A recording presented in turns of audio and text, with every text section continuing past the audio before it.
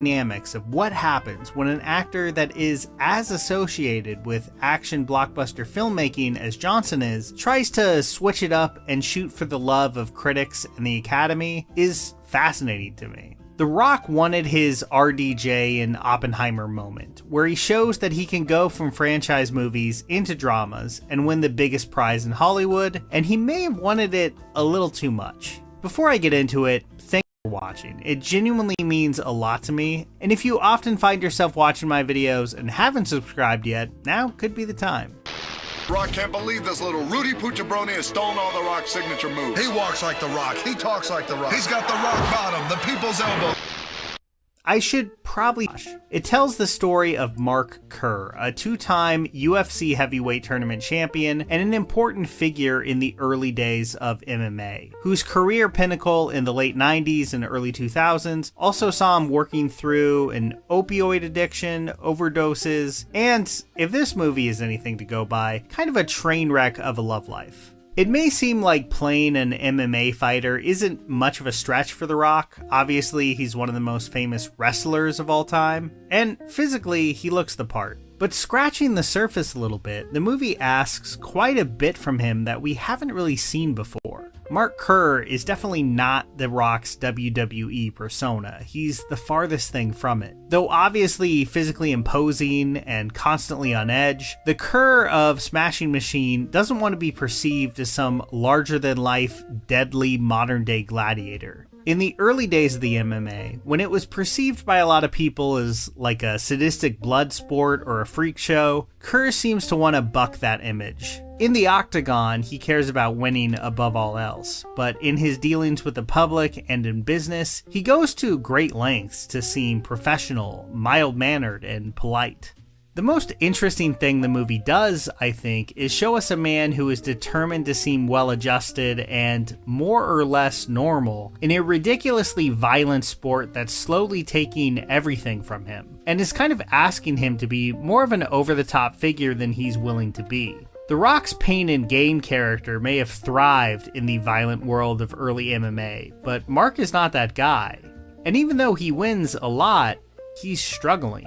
Constantly trying to portray himself as a level-headed pro, even as addiction and the stress of, being hit in the head constantly, drag him farther and farther away from the sense of normalcy that he wants to retain, at least on camera. It's a great role for Johnson, and I think it's one that taps into his public persona in a way that we rarely see from him. The Rock tends to play fairly one-note action heroes, often with a wink and a nod to how over-the-top he is, or just a more comedic spin on that same basic archetype. But with Mark Kerr, you see a man trying to maintain a really strong facade outwardly, while he's literally almost always ready to burst into tears in private, struggling with the losses, with the stress of getting that next prescription, and with dealing with a highly dysfunctional relationship. Now, I don't want to be The Rock's armchair psychologist, I'm definitely not qualified for that, but it was hard to not think about the real Dwayne Johnson and his highly curated public image, and the way that started to crack online when Black Adam underperformed at the box office. The weird, coping social media posts and the denial, all kind of shattering the "this movie is gonna change the hierarchy of power in the DC universe" blustering. Underneath the highly manicured online and movie star persona, this is clearly a guy who cares what people think about him an awful lot. And I don't hold that against him or anything, but it's not something that his movie performances usually get anywhere near. The Smashing Machine feels like it's leaning into that, purposefully or not, and it draws out a much more worthwhile performance from him as a result. But I think it may be those same issues that made Johnson's Oscar campaign so awkward.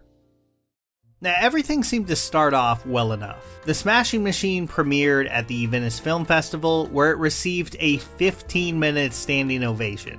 That sounds great, but I think it may have actually worked against the movie. Here's the thing about Venice Film Festival standing ovations.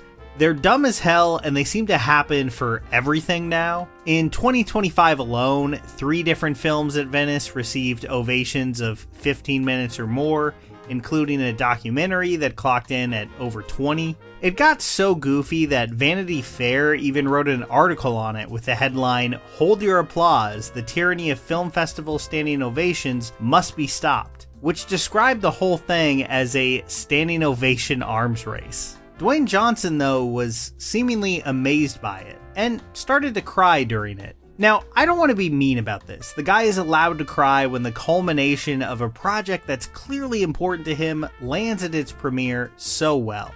But to be a little cynical for a minute, it also felt pretty calculated. Something similar happened with Brendan Fraser when The Whale premiered in Venice a few years ago. He broke down crying, the video went viral, with almost everyone really happy for him, including The Rock, who commented on the video. And about 6 months later, Fraser was standing at the podium collecting a Best Actor Oscar. With Johnson, it felt a little more forced. I feel like he knew the template. Franchise actor, long career, crying at Venice, and then some Oscar gold at the end of it. And that seemed like it was working. When the ovation kept going and the tears came, the crowd went wild and it all looked really similar. The problem is, The Rock is not Brendan Fraser. Not because his performance was worse, I would actually argue it was better, but because Dwayne Johnson has spent like 20 years as a hit-making A-lister. That's not Fraser's story. He'd basically been exiled from Hollywood, being welcomed back. When Dwayne Johnson cried at Venice, some people felt moved, sure, but it was hard to forget that The Rock is one of the most carefully constructed brands in modern entertainment. And watching him cry publicly feels, fairly or not, like watching a brand execute an emotional pivot. That's not necessarily his fault, but I do think that's the case. Now, I think this all would have been a blip on the radar if he hadn't doubled and tripled down on the story once the press tour started. Like, he made the rounds. Fallon, Good Morning America, podcasts, and in almost every single one of those appearances, he retold the story of the standing ovation in great detail. It got so noticeable that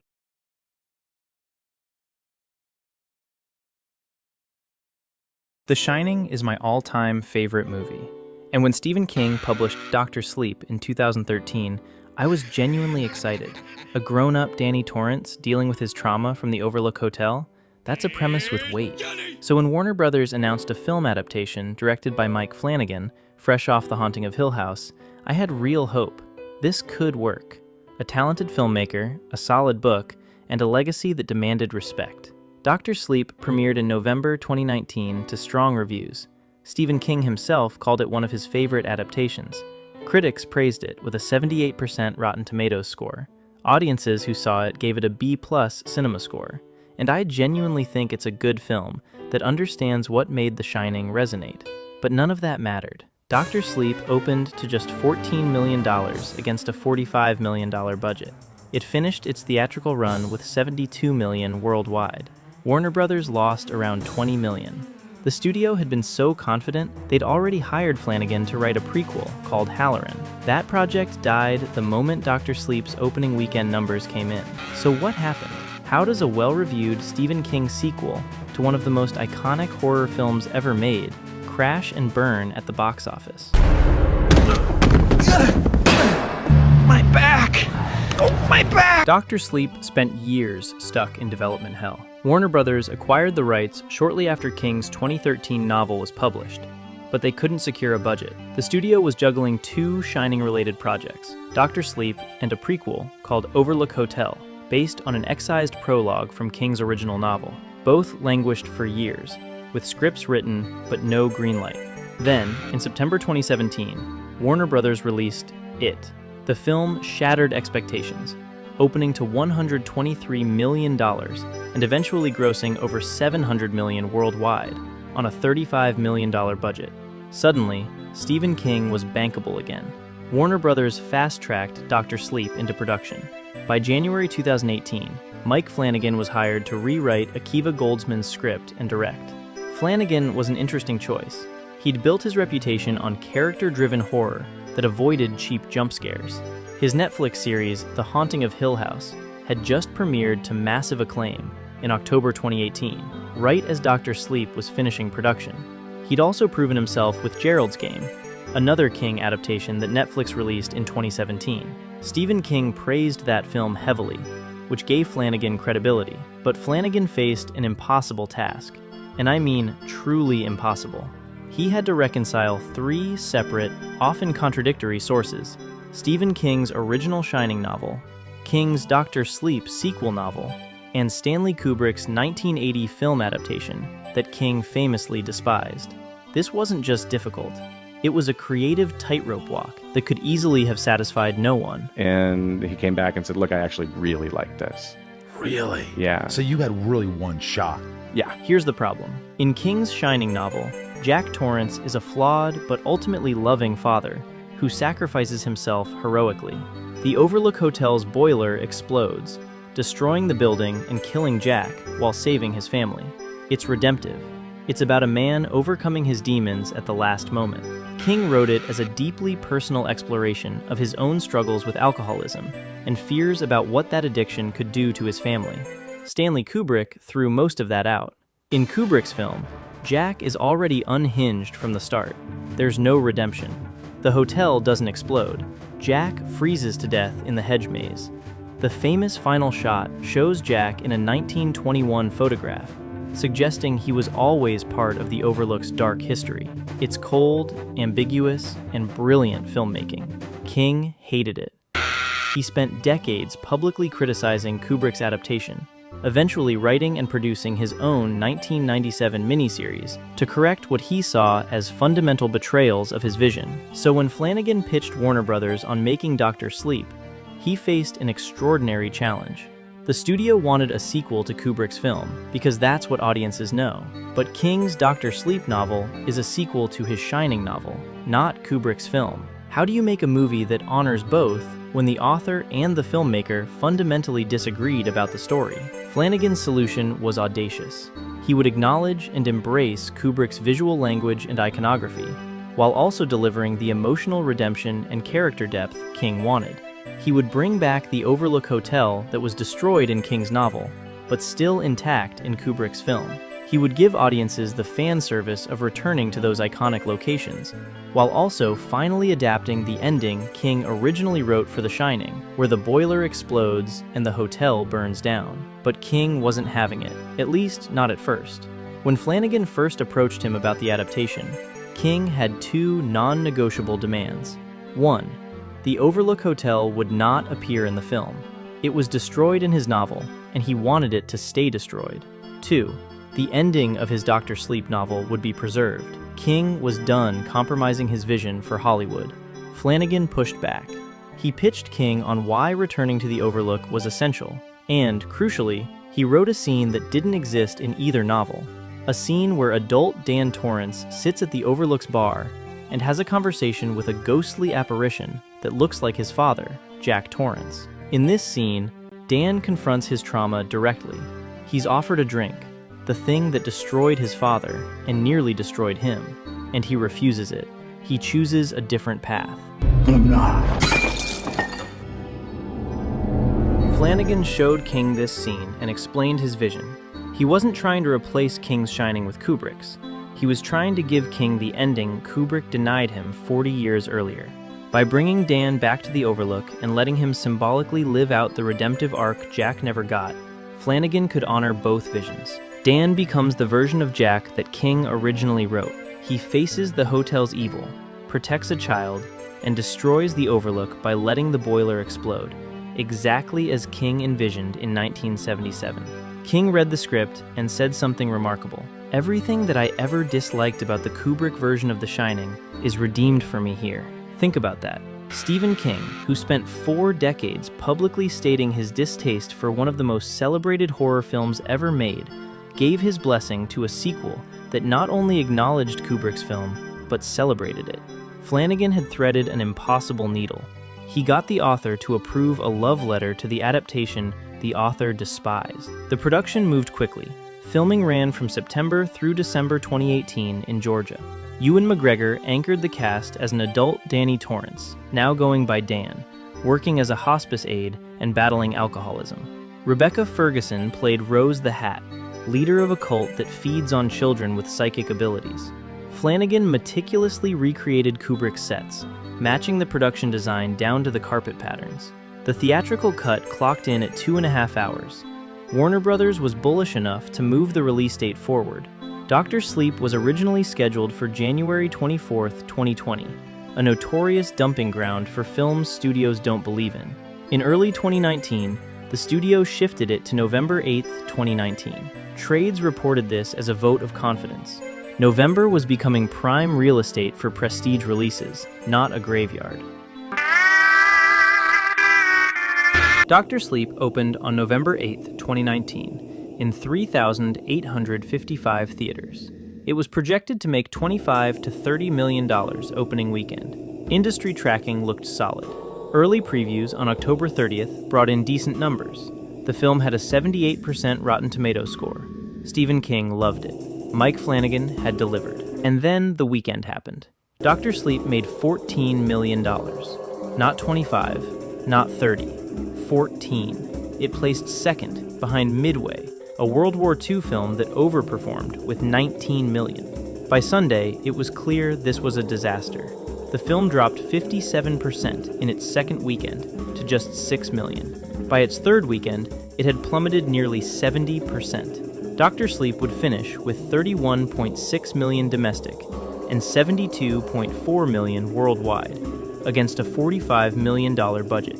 After marketing costs, Warner Brothers was projected to lose around $20 million. Warner Brothers had spent heavily on the campaign.